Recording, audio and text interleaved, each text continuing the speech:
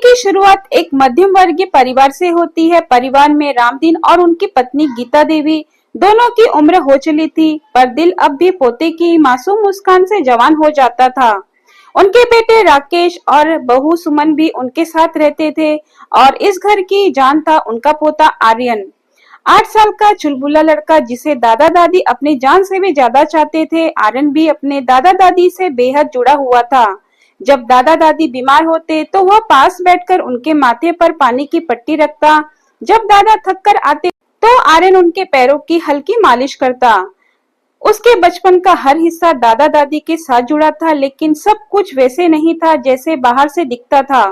राकेश और सुमन आर्यन के माता पिता बाहर से सभी के सामने दिखावा करते कि वे अपने माँ बाप का बहुत ख्याल रखते हैं। लोगों के सामने मीठी बातें करते और हाथ पकड़कर मंदिर ले जाते, सब करते, लेकिन जैसे ही दरवाजा बंद होता उनका असली चेहरा सामने आ जाता। गीता देवी सुबह सुबह जब रसोई में जाती तो बहू सुमन ताना देती, माँ जी जरा धीरे चलिए, आपके चलने की आवाज से मेरा सिर दुखने लगता है। रामदीन अखबार पढ़ते हुए खांसते तो राजेश झल्ला उठता, पापा थोड़ा बाहर जाकर खांस लिया करो, मैं ऑनलाइन मीटिंग में हूँ।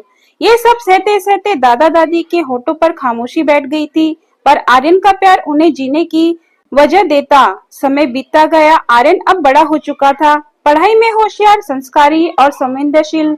दादा दादी की परवरिश का असर उसके हर शब्द में झलकता था। उसने इंजीनियरिंग में टॉप किया और फिर उसे एक नामी विदेशी यूनिवर्सिटी में स्कॉलरशिप मिल गई। दादा दादी बहुत खुश थे, लेकिन दिल से टूटे हुए भी। हमसे दूर कैसे रहेगा हमारा लाडला? गीता देवी की आंखें भीग गई। पर ये उसका सपना है, रामदीन ने कांपती आवाज में कहा। हम उसका रास्ता नहीं रोकेंगे।